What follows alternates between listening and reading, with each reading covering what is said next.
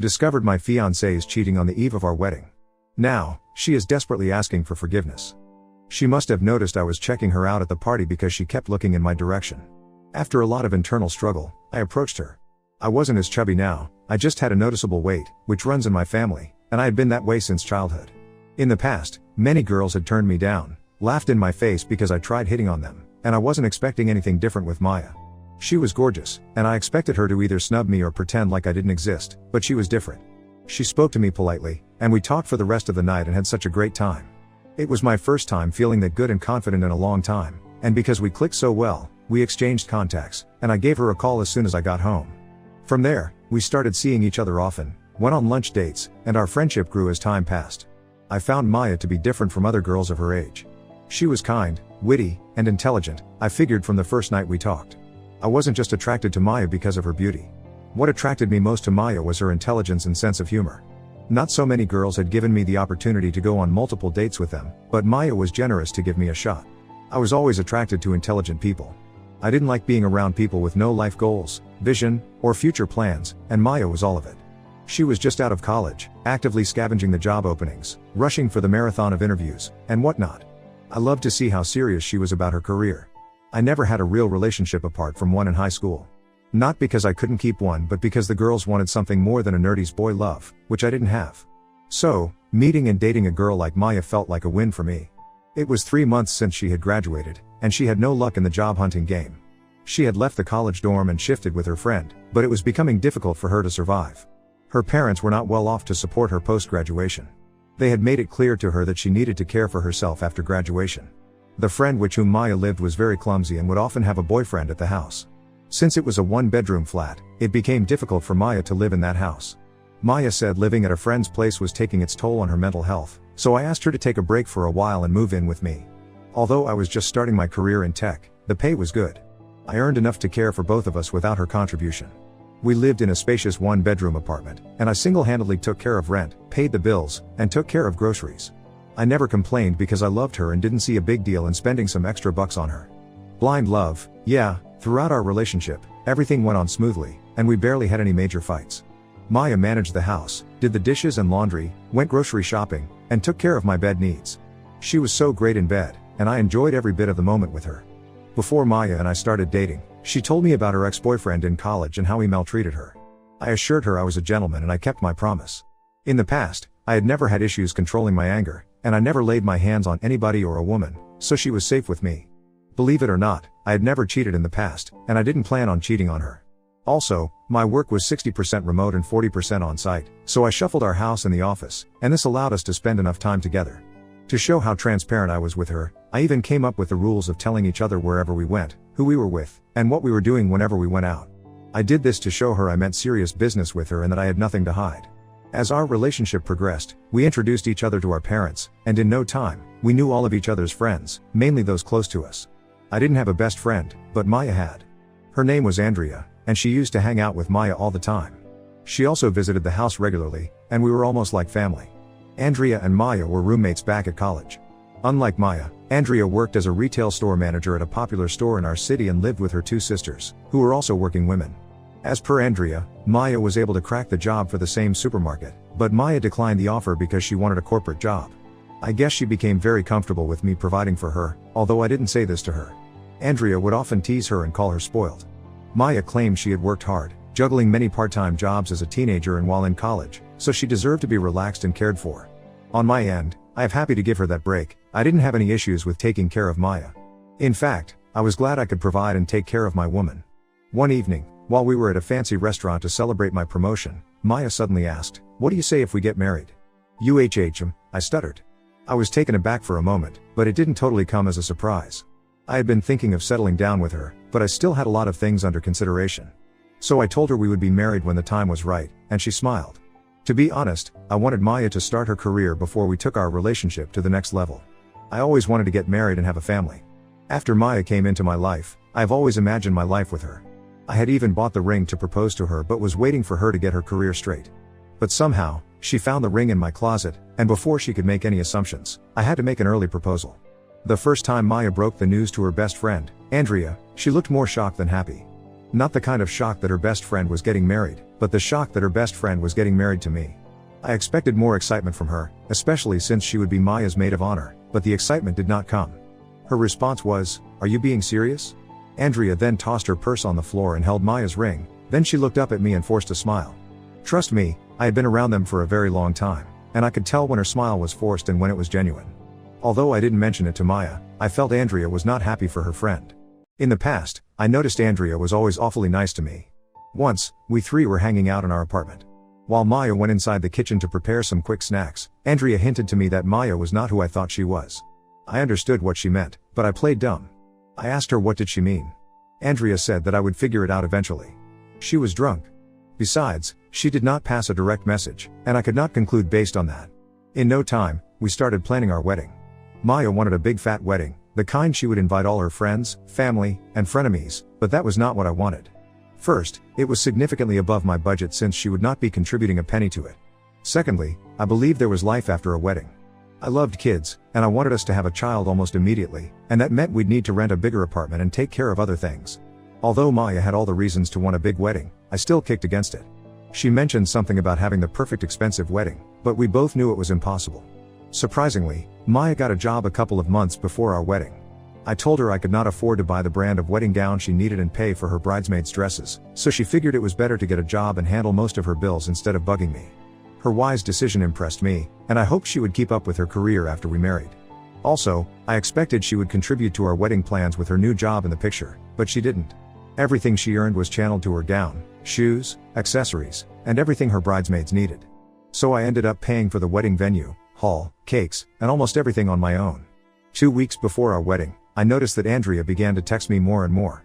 She'd text me in the morning to ask if I slept well, and she'd text me if she went shopping with Andrea. In fact, it was a long list and reasons to text me.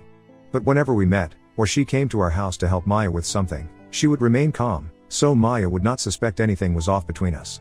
At one point, I had to tell Andrea to stop calling and texting me because it was getting out of hand. I was afraid that it might jeopardize my relationship with Maya. I was too afraid to mention it to Maya because I didn't want it to ruin their friendship or wedding preparation. I knew how much she loved and trusted Andrea, and deep down, I believed Andrea was trying to seduce me or get me to change my mind about marrying her best friend. On the night of Maya's bachelorette party, I understood why. I was in the club section of the hotel we were all lodging at a day before our wedding. I was drinking with some of my friends when Andrea called me and said there was something she wanted to show me. At first, I didn't want to go because I believed she wanted to seduce me one last time.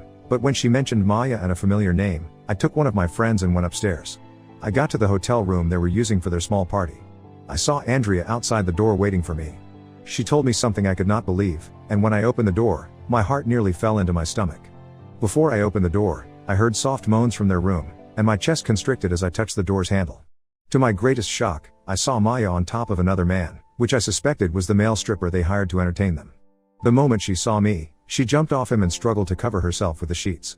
Almost instantly, I recognized him. As Andrea had told me, he was her college ex-boyfriend, and I didn't even know when I started crying. It was too much to handle, and I walked out of them without saying a word. My friend who had escorted me upstairs was also mortified. He tried to talk to me or maybe calm me down, but I shrugged him off and walked out. As I walked down the corridor, I heard Maya yelling at Andrea, "Why would you do this to me? My life was going perfectly, but you ruined it." Andrea yelled back, "I told you he deserved better. Rick has been nothing but good to you. I told you to break up with that loser boyfriend of yours and be with Rick, but you wanted to eat your cake and have it." I didn't bother to look back. I could not believe Maya had been playing me the whole time. It was too painful to accept, and I wished I could handle the hurt I felt, but I couldn't. Andrea even tried to follow me. I slammed the door in her face. I drank until I could not differentiate between a shadow and an actual person. The following morning I woke up to a ton of missed calls from Maya and some other people. When I left the room, Maya was already wearing her wedding gown. She looked so miserable. The moment she saw me, she ran to me and asked why I wasn't dressed for our wedding, and hearing that made me so furious. Out of anger, I pushed her away and announced I was calling off our wedding. Everyone was shocked, and they kept asking why I changed my mind. Even my parents were shocked to see me in that state. Because no one expected this to come after all the money I had spent on the preparations, but I was too heartbroken to speak. I stared at Maya with blood boiling down my spine. I went back into my room and locked myself. From inside the room, I could hear my parents and some of our friends asking Maya about the reason behind my decision, but she didn't respond. She just pretended to faint, and a couple of people caught her before her body touched the floor. After cleaning up from the previous night, I left the hotel room with a few belongings I had taken there.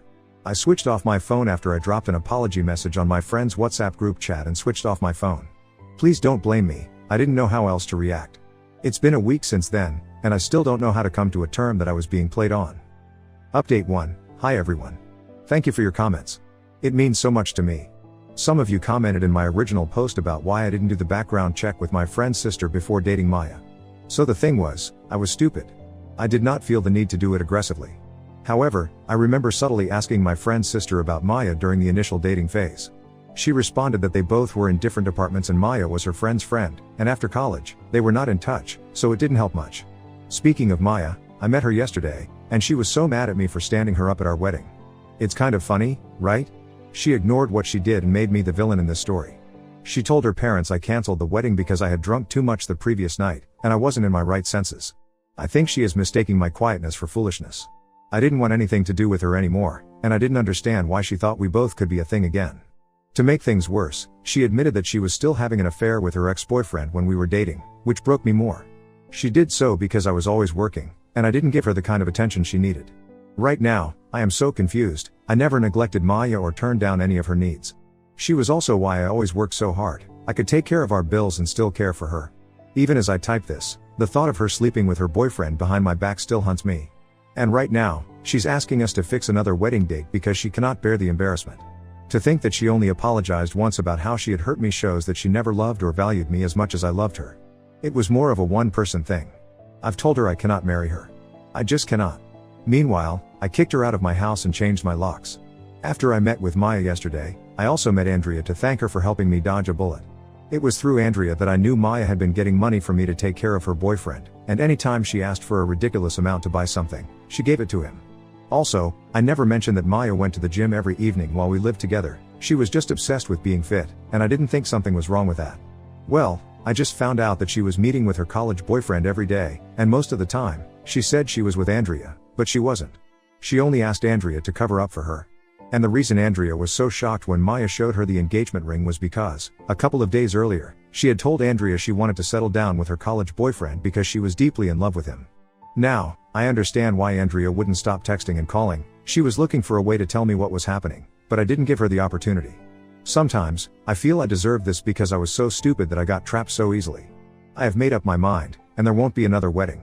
I will be meeting her again in 2 days to trash her belongings. I will make another update soon. Update 2. Hello, everyone. Sorry for the delay in updating. I met Maya again the second time 3 weeks ago, and something unexpected happened. Meanwhile, when I told her we would never be together again, talk more about getting married, she looked me in the eye and said, "Do you think calling off our wedding will help you find a better woman?" Lol, no woman in her right mind would want to be with an overweight man like you. You should consider yourself lucky to marry a woman like me. In my entire life, I had never been insulted like that, and it hurt so much that it came from someone I once loved or someone who claimed she loved me. At that point, I knew the kind of person she was. Although it's hard to admit, I realized she had been using me the whole time. I know I'm overweight, but I didn't want a marriage where my wife felt like she was doing me a favor. I knew how those kinds of marriages always turn out to be. We didn't talk much that day because she threw my engagement ring on me and walked out in anger. I blocked her on all our mutual social media platforms and even her number. But before I blocked her parents from calling me, I visited them and told them how much a whore their daughter was, and they were so disappointed when they found out the truth. About a week later, after Maya walked out on me at the cafe, a strange number began to call me repeatedly. When I picked it up, I immediately recognized Maya's voice. She sounded different, calmer, and more respectful. Without beating around the bush, she asked if we could meet because she had something important to tell me, but I insisted she say it over the phone. But before she said it, she started apologizing. She asked me to forgive and forget everything that happened between us in the past, so we could start on a fresh slate. Guess what? Maya said she wanted to tell me she was pregnant, and I found that really odd. And without waiting for me to say another word, she added, "I'm pregnant with your baby, Rick," and I busted into a loud laugh. I told her it wasn't April Fool's yet, and she was already pulling pranks. Then I ended the call on her. And like I expected, she didn't stop calling, so I was forced to block the number too. It turned out that her boyfriend had abandoned her after he knew she could no longer take care of him and when she broke the news of the pregnancy to him. So when it didn't work, she thought she could pull a fast one on me. Since then, she has been trying to call me with strange numbers, and I kept rejecting them. Just 2 days ago, she showed up at my house uninvited. Andrea was there with me. When she saw Andrea, she attacked her with her filthy words, calling Andrea a whore who destroyed her best friend's life. She even accused me and Andrea of having an affair and cheating on her. I had to call the police on her, and yesterday I filed a restraining order for her. I can only imagine how miserable her life would be without a job and someone to help her raise the baby. As for Andrea and I, there's nothing between us, and I don't think we'll ever be a thing. She shows up sometimes to check on me. Right now, I just want to have my life fixed, and hopefully, this broken heart of mine will heal one day. While I still cannot forgive her for what she did to me, I guess she got what she deserved. I'm still trying to heal and move on. Any advice would be highly appreciated. Thanks. Now on to the next story. Story 2. I, 25M, was planning to propose to my girlfriend, 26F, but she admitted after a night out that she cheated on me and is begging for forgiveness. How do I go about this? I've known my girlfriend since we were in kindergarten. She's helped me through thick and thin. Through periods of depression, when my parents were being abusive, when I lost my grandparents, through it all. She's genuinely my hero. She's also so warm-hearted, caring, selfless, and the best person I know. About a month ago, I told her parents and mine that I wanted to marry her, and we agreed to rent out our favorite amusement park, where I would propose to her, which is also where I confessed my love to her. It is still rented for 29th August. It was all so perfect, until yesterday. My girlfriend said that she's going to a karaoke event with her female friends. At 2 a.m. today, she returned, clearly drunk, and collapsed in bed. This morning, she woke up in tears and apologized profusely. After she'd calmed down, she explained that she was drunk and decided to have sex with another man at the party after the karaoke and regretted it afterwards a lot. When I asked why she'd do this, she said that she was so drunk that she completely blanked on the fact that she was in a relationship with me. That sounded to me like she would have sex with other men if she wasn't with me, so I asked if she was unhappy in bed, but she reassured me that that's not the case and couldn't ask for anything more from me and regrets everything she did. I had so many more questions that I wanted to ask, but my heart completely broke and I began crying. She hugged me and said that she would do anything to get my trust back and constantly asked not to break up over this. I said that I need some time to think and went into a separate room. I have now been sitting in this room heartbroken for many hours now and don't know what to do. She said that she'd do anything to get my trust back, so I have hope that there's something I can change to ensure that she never cheats on me again, like always going with her when she goes outside, but that feels really controlling and disgusting to me. Is there any way to not break up and still have trust again that she will never cheat on me again? If I do break up though, I don't think I can ever love anyone like her again. Please try to understand and comprehend that I've known her since not long after I was even born. We were often in the same class, doing the same school work together, playing together, eating together, doing everything together. I spent many years trying to confess my love. We've spent many years living, loving, smiling together. She feels like a part of me by now. How can I just throw that part away and pretend I'll be fine? I'm saying this because I know it's common on this subreddit to basically just say move on, but I really don't think that's possible for me. So I'm really looking for responses that suggest how we can stay together with rules to ensure that this never happens again. I would also like to hear suggestions about whether I tell mine and or her parents of the incident. I'll have to tell them to cancel the amusement park event, so I probably will have to tell them what happened, but I could excuse the cancellation as me not feeling quite ready yet or something.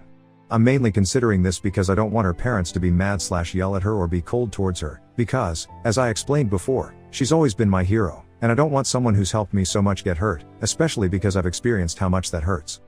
Update 1. The title is probably a good enough summary to let you read this post without lacking much information anyway, so here's the update. A day after the post, I decided to ask for clarification as to what exactly happened.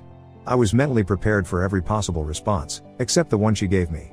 From all of the information she gave me, I have tried organizing the most important information below.